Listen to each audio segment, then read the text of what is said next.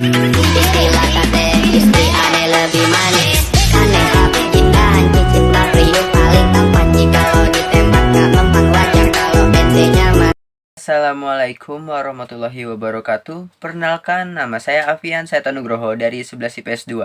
Seperti yang ada di sebelumnya ya, saya ingin menjelaskan tentang jaringan epitel. Apa aja sih itu? Di jaringan epitel ada apa aja? Fungsinya apa sih? Oh iya, sebelum itu saya ingat banget tuh di grup Pak Jaki bilang harus pakai seragam. Tapi saya masih pakai hoodie. Saya ganti dulu ya. Bajunya udah selesai tuh, udah pakai dasi juga. Kita tinggal ke materi. Let's go. Mulai. Yang pertama tentunya ada yang namanya pengertian dari jaringan epitel. Jaringan epitel adalah jaringan tipis yang menutupi semua permukaan tubuh yang terbuka. Di hewan, jaringan ini banyak sekali, terdiri atas ribuan sel. Jaringan epitel yang melapisi permukaan luar tubuh disebut dengan epidermis, sedangkan jaringan epitel yang membatasi permukaan suatu rongga tubuh disebut dengan mesotelium. Sementara itu, jaringan epitel yang membatasi organ dalam disebut dengan endotelium. Seluruh jaringan epitelium terletak pada suatu lamina basalis, lapisan membran basal, yang memisahkan epitelium dari jaringan di bawahnya, seperti jaringan ikat, pembuluh darah, dan jaringan saraf. Yang kedua ada ciri-ciri jaringan epitel. Ciri-ciri jaringan epitel memiliki 4 ciri-ciri. Yang pertama yaitu sel-sel penyusunnya tersusun rapat sehingga hampir tidak ada ruang antar sel. Yang kedua, tidak mengandung pembuluh darah dan pembuluh limfa, tetapi mengandung sel saraf. Yang ketiga, sel-sel memiliki daya regenerasi yang tinggi dan sangat tinggi. Yang keempat, bentuk selnya bervariasi seperti bersisi, bersudut banyak atau poligonal atau tidak. Dan ada fungsi jaringan epitel.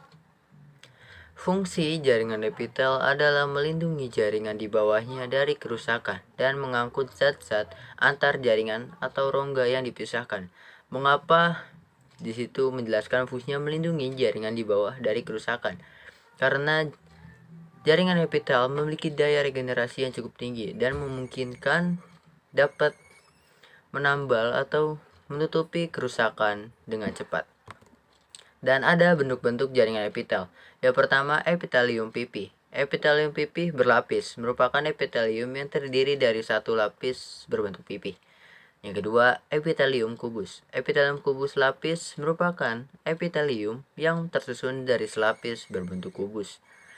Yang ketiga, epitelium bersilindris. Epitelium bersilindris berlapis semu bersila merupakan epitelium yang tersusun dari sel-sel dengan inti sel tidak sejajar, sehingga seolah-olah epitelium tersebut terdiri atas banyak lapisan.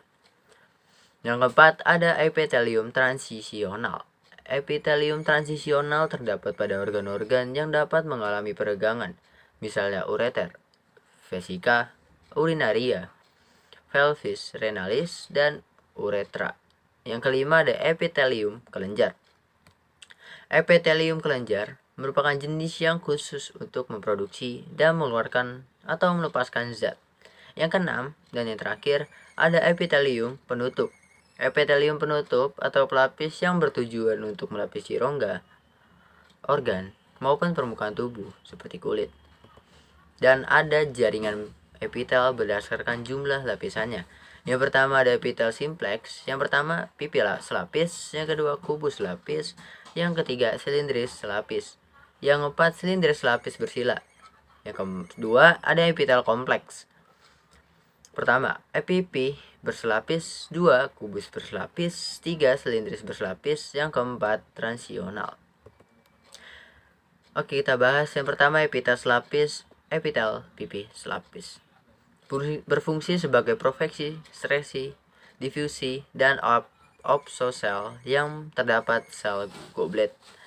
Terdapat pada epitel lambung, usus halus, dan saluran pencernaan lainnya. Berfungsi sebagai profeksi, sekresi, difusi, dan absorpsi. Kedua ada epitel kubus lapis. Terdapat kubulus contortus proximal dan cubulus contortus distal pada nefron ginjal. Permukaan luar ovarium, kelenjar ludah, kelenjar tiroid, pankreas, serta lensa mata berfungsi dalam proteksi, sekresi, dan absorpsi. Ada epitel selapis silindris. Di antara selnya terdapat sel goblet, yaitu sel yang menghasilkan lendir. Terdapat pada epitel lambung khusus halus dan bagian saluran pencernaan lainnya. Berfungsi dalam profesi, sekresi, difusi, dan absorpsi. Dan ada epitel pipi berselapis. Terdapat pada uterus, saluran uterus, vas deferens, dan bronkus intrapulmoner. Berfungsi sebagai penghalus mukus dan getaran silia untuk menangkap benda asing yang masuk. Dan ada jaringan kompleks, yaitu yang pertama pipi berselapis, tersusun lebih dari satu sel yang ada, terdapat pada jaringan kulit, vagina, rongga mulut, esofagus, anus, dan korea mata. Berfungsi sebagai proteksi satu dan perlindungan. Yang kedua ada kubus berselapis, terdapat pada kelenjar keringat dan kelenjar minyak, berfungsi untuk proteksi sekresi, ekskresi, dan absorpsi. Silindris berselapis, tersusun atas sel-sel lapisan basal yang relatif pendek dan berbentuk polihedral, tidak teratur.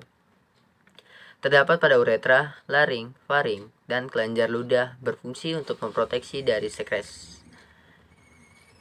Oke, sekian. Terima kasih. Wassalamualaikum warahmatullahi wabarakatuh.